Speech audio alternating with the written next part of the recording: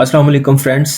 कुछ दिन पहले एक बहुत अफसोसनाक वाक़या पेश आया जिसमें ओशन गेट नामी कंपनी, जिनका एक सबमर्सिबल वेसल टाइटन के नाम से जो कि टाइटैनिक की एक्सप्लोरेशन के लिए इस्तेमाल किया जाना था, हादसे का शिकार हो गया, जिसमें 5 लोग इस दुनिया से रुखसत हो गए। ये लोग महज अपने शौक की खातिर मशहूर ज़माना टाइटैनिक का मलबा देखने जा रहे थे। टाइटैनिक जहाज से तो आप सभी वाकिफ होंगे, जो दुनिया का तेज तरीन और कभी ना डूबने वाले जहाज का दावा लिए समंदर में उतरा और तकरीबन 111 साल पहले 1912 में 14 और 15 अप्रैल की दरमियानी शब 512 मुसाफिरों के साथ अपनी तख्लीक के महज 4 दिन बाद अपने पहले सफर में ही एक बर्फ के गाले से टकराकर शुमाली बहरे ओकेनूस में गर्क हो गया, जिसका मलबा आज भी समंदर में तकरीबन 4000 मीटर गहराई में मौजूद है। 1912 में डूबने के बाद अगले कई सालों तक इसे ढूंढने की कोशिशें जारी रहीं, लेकिन अटलांटिक ओशन में यह काम इतना आसान नहीं था। आखिरकार एक लंबी कोशिश के बाद 1985 में ओशन फ्लोर पर RMS टाइटैनिक का मलबा ढूंढ लिया गया।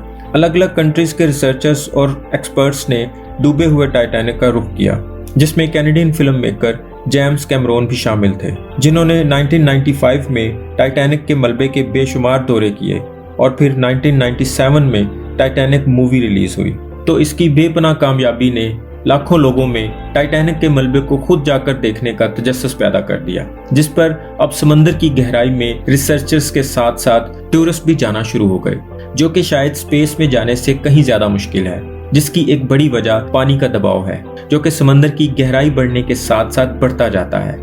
टाइटैनिक शिप समंदर की गहराई से तकरीबन 4000 मीटर मतलब 4 किलोमीटर नीचे है।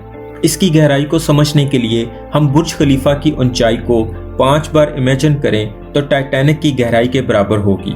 इतनी गहराई में पानी का प्रेशर तकरीबन 3000 से 6000 psi तक हो सकता है, जबकि समंदर में लहरों और तूफान की सूरत में इससे भी बढ़ सकता है। ये बिल्कुल ऐसे ही होगा जैसे हमारे जिस्म के किसी 1 स्क्वायर इंच के हिस्से पर पूरा हाथी खड़ा कर दिया जाए।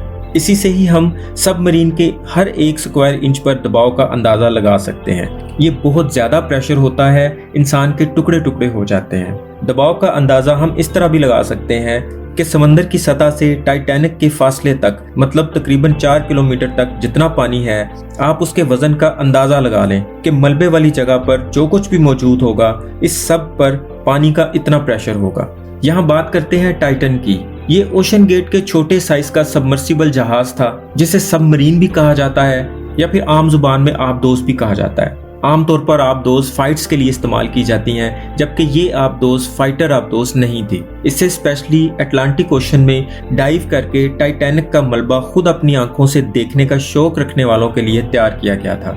हर सबमरीन के अंदर एक खास कैपेसिटी होती है कि वो कितनी गहराई तक समंदर के अंदर जा सकती है, क्योंकि जैसे जैसे हम समंदर की सतह के करीब होते जाते हैं, वैसे वैसे हमारे ऊपर दबाव बढ़ता जाता है। इस सफर में टोटल 5 लोग मौजूद थे, जिसमें एक्शन एविएशन के फाउंडर हार्निश हार्डिंग मौजूद थे। ये जेफ बेजोस के साथ स्पेस में भी सफर कर चुके थे। दूसरे नंबर पर स्टॉकटन रश, जो ओशन गेट के CEO भी थे। ये अमेरिकन कंपनी ओशन टूरिज्म के लिए सबमरीन फ्राहम करती है। तीसरे नंबर पर 77 साला पॉल हेनरी थे, जिन्होंने पहले ही टाइटैनिक को विजिट किया हुआ था। ये शिपरैक के एक्सपर्ट थे और इन्हें टाइटैनिक के बिखरे हुए पार्ट्स की बहुत नॉलेज थी। और इनके साथ पाकिस्तानी बिजनेस टाइकून शहजादा दाऊद अपने बेटे सलमान के साथ इसी सबमरीन के मुसाफिर थे। इस टूर की प्लानिंग 17 जून की थी।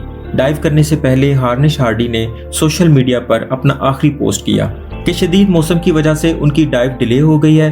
कल सुबह थोड़ी देर के लिए मौसम के ठीक होते ही हम डाइव कर जाएंगे।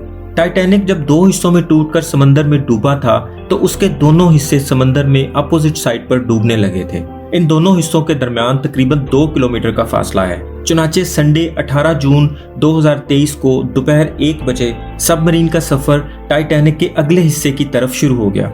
नॉर्मली टाइटैनिक तक पहुंचने में 2.5 घंटे लगते हैं, लेकिन 1 घंटा 45 मिनट के बाद मदरशिप पोलर प्रिंस जो ऊपर वेट कर रही थी, उसका सबमरीन से राब्ता टूट जाता है, जो अभी तक टेक्स्ट मैसेज के थ्रू राब्ते में थी।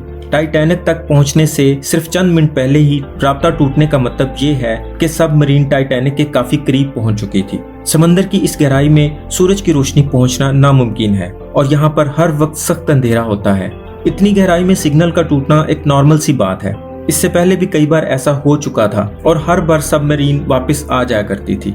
इसलिए इस बात को ज्यादा सीरियस नहीं लिया गया।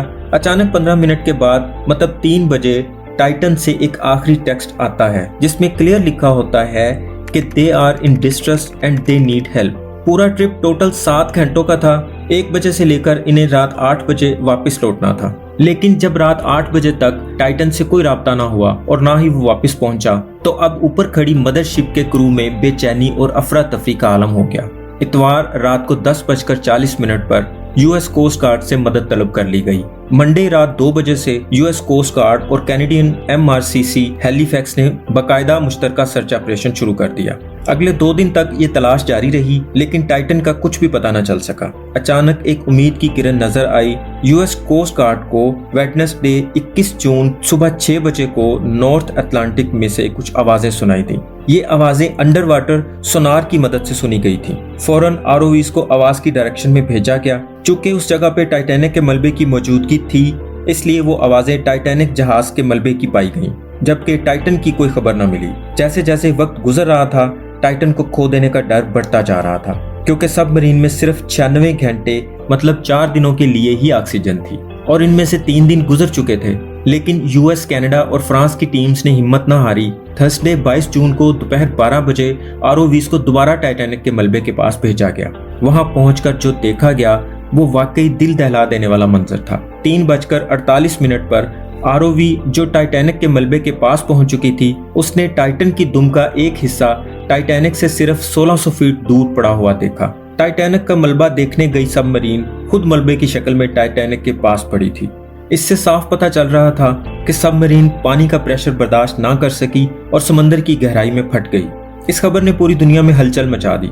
ओशन गेट की सेफ्टी पर कई सवालात खड़े किए जाने लगे। ओशन गेट के CEO, जो कि खुद इस वाकये में अपनी जान गंवा बैठे थे, उन्होंने इस हवाले से 2021 में एक इंटरव्यू में बताया कि उन्होंने इस सबमरीन को बनाने के लिए कुछ रूल्स तोड़े हैं ताकि दुनिया मुझे याद रखे कि मैंने कुछ नया किया है। सबमरीन को बनाते हुए बहुत सी सेफ्टीज और रूल्स को मद्देनजर रखा जाता है, लेकिन इस सबमरीन में कुछ चीजों में तब्दीली की गई, जिसमें एक ये था कि इसमें ज्यादा लोगों की स्पेस बनाने के लिए इसकी लंबाई को बढ़ाया गया।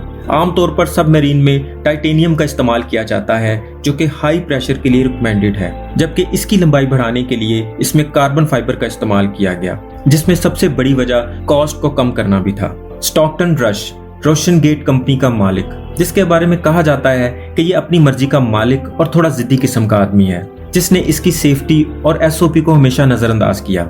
इवन इस सबमरीन को 2009 में लॉन्च हुए लॉजिटेक कंपनी के एक आम से वीडियो गेम कंट्रोलर से कंट्रोल किया जा रहा था, जिसका एक आदमी का टिकट $2,50,000 था। इनफैक्ट इसी कंपनी के एक इन्वेस्टर ने भी सिर्फ इन्हीं वजूहात की बिना पर अपना पैसा वापस निकाल लिया और कंपनी को छोड़ दिया।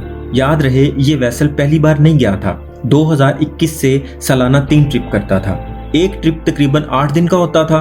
क्योंकि ये वेसल डायरेक्ट जमीन से समंदर में नहीं जाता, पहले एक जहाज के जरिए 400 मील समंदर के बीच में जाता है, जिसे मदरशिप कहते हैं। उसके बाद समंदर में नीचे डाइव करता है। ये पहली बार नहीं था कि टाइटन का राब्ता मदरशिप से टूट गया था। एक बार पहले भी इसकी पावर बंद हो गई थी, तो मदरशिप ने इसे लैग से खींच लिया था। इस बार बहुत सी गलतियों में से एक गलती ये भी थी कि इस बार ये किसी लैग के बगैर पानी में उतर गई थी, वरना किसी भी हंगामी सूरत में सबमरीन को ऊपर खींच लिया जाता है। इसकी बनावट के एतबार से इसे सिर्फ 4200 फीट तक नीचे जाने की इजाजत थी, लेकिन ये 13,000 फीट तक नीचे जाते रहे और हर बार एक ही बात पर बजिद थे कि पहले भी कई बार जा चुके हैं, तो अब की बार क्यों कुछ होगा। माहिरीन की तरफ से राब्ता न होने की 4 मुख्तलिफ वजूहात बताई जा रही थी। पहला ये था कि पावर आउटेज हो गई होगी और बैकअप बैटरी ने भी काम छोड़ दिया होगा, इस वजह से भी राब्ता मुनक़ते हो गया होगा। दूसरा ये कि सबमरीन में आग लग गई होगी और उसके धुएं से अंदर मौजूद लोगों का दम घुट गया होगा। तीसरा ये कि सबमरीन किसी फिशिंग नेट में न फंस गई हो, क्योंकि अक्सर समंदर में फिशिंग नेट तैर रहा होता है, जिसमें फंसने के बायस जहाज भी डूब जाते हैं, डाइवर्स भी इनमें फंस जाते हैं और सबमरीन्स भी फंस जाती हैं। या फिर पानी का बहुत ज्यादा गदला होना, बहुत ज्यादा अंधेरा होना और बहुत ज्यादा गहराई के होने की वजह से टाइटैनिक के ही किसी रॉड वगैरह या उसके किसी हिस्से के अंदर फंस गई हो, जहां से निकलना नामुमकिन हो गया हो, और या फिर ये पानी का प्रेशर ना बर्दाश्त कर पाई हो और ये कहीं इम्प्लोड ना हो गई हो। इसके अलावा भी इसमें चंद टेक्निकल फॉल्ट्स थे, जैसे कि ऑक्सीजन सिर्फ वेसल के अंदर थी, इंडिविजुअली किसी के पास कोई इक्विपमेंट नहीं था।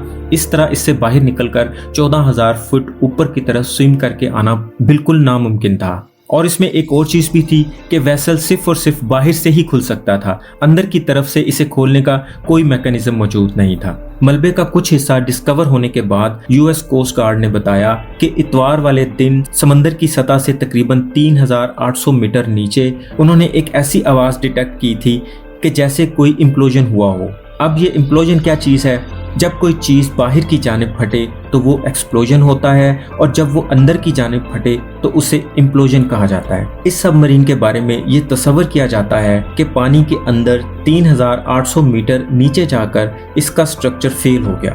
3,800 मीटर का मतलब है कि इस पर टनों प्रेशर मौजूद था, जो इसके स्ट्रक्चर पर अंदर की तरफ फोर्स लगा रहा था। इतने प्रेशर पर जब कोई चीज इम्प्लोड हो और उस पर इस सबमरीन का साइज देखा जाए तो सिर्फ 2 मिलीसेकंड का वक्त लगा होगा इस पूरे स्ट्रक्चर को इम्प्लोड होने में, मतलब इसे एकदम पिचक जाने में। और जब किसी सबमरीन का स्ट्रक्चर पिचकता है तो उसके अंदर मौजूद हाइड्रोकार्बन्स पर जब प्रेशर बढ़ता है तो वो एकदम एक्सप्लोड होते हैं। हमारी गाड़ियों के इंजन भी इसी प्रिंसिपल के तहत चलते हैं। तो जैसे ही ये इम्प्लोजन हुआ तो इसके फौरन बाद एक्सप्लोजन हुआ होगा, और ये सब इतनी जल्दी हुआ होगा कि अंदर बैठे इंसानों को पलक झपकने की भी मोहलत नहीं मिली होगी, क्योंकि 2 मिलीसेकंड इम्प्लोजन में लगे होंगे और 5 से 10 मिलीसेकंड एक्सप्लोजन में। और एक इंसान को ये चीज सॉर्ट आउट करने के लिए कि ये हो क्या रहा है, उसे तकरीबन 25 मिलीसेकंड का वक्त दरकार होता है। इसकी पूरी तफसील हमारे पास तभी आ सकती है कि जब टाइटन का सारा मलबा बाहर निकाल कर जमीन पर लाया जाए